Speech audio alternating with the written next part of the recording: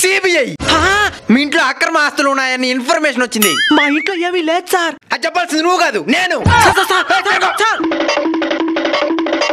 మీ ఇంట్లో రైడ్ చేయకుండా వెనక్కి వెళ్ళిపోతాను. ఎంత ఇస్తావా? ఎంత కావాలే? మరి ఇంట్లో ఏం లేదనేవా? సార్ డబ్బులు సార్. మొత్తం సీజ్ చేయండి. అవన్నీ అక్రమంగా సంపాదించినవి కావు సార్, నా కష్టంతో సంపాదించినవి. ఇద్దరు సార్ ఇన్కమ్ ప్రూఫ్స్. నిజమేనే, ఇవన్నీ నీ కష్ట జీతంతో కొనుక్కున్నవి.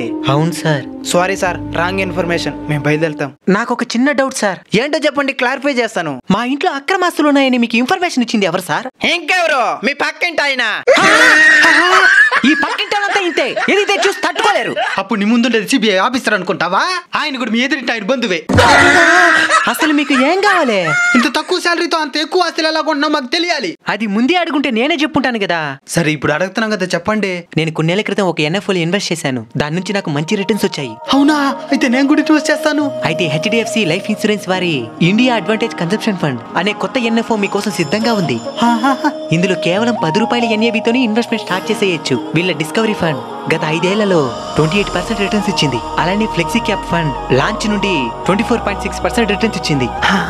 వీళ్ళ ఓఎంఎల్ 3.6 లక్షల కోట్లుగా ఉంది. అలానే వీళ్ళ సాల్వెన్సీ రేషియో 175% గా ఉంది. ట్యాక్స్ బెనిఫిట్స్ ఉన్నాయా? ట్యాక్స్ బెనిఫిట్స్ తప్పకుండా ఉంటాయి. ఎన్ఆర్ఐస్ కూడా దీంట్లో ఇన్వెస్ట్ చేయొచ్చా? తప్పకుండా. నెలకి ఓ 18,000 చొప్పున 10 ఏళ్ల పాటు కడితే ఓ 15-16% రిటర్న్స్ అనుకున్నా గానీ 20 ఏళ్లలో 2 కోట్ల వరకు అవుతుంది. అయితే తప్పకుండా దీంట్లో ఇన్వెస్ట్ చేస్తాం. ఈ ఎన్ఎఫ్ఓ గురించి మీరు కూడా ఒకసారి పూర్తిగా కనుక్కొని చూడండి. మన ఛానల్ బయోలో లింక్ ఉంది, దాని మీద క్లిక్ చేసి ఈ ఎన్ఎఫ్ఓ వివరాలను ఒకసారి పూర్తిగా చెక్ చేసుకోండి. ఆ తర్వాత మీకు నచ్చితే తప్పకుండా ఇన్వెస్ట్ చేయండి. ఇంకోటి November 30 లాస్ట్ డేట్, అంటే ఇంకా 3 రోజుల సమయం మాత్రమే ఉంది. కాబట్టి అంతలోపే ఇన్వెస్ట్ చేయండి.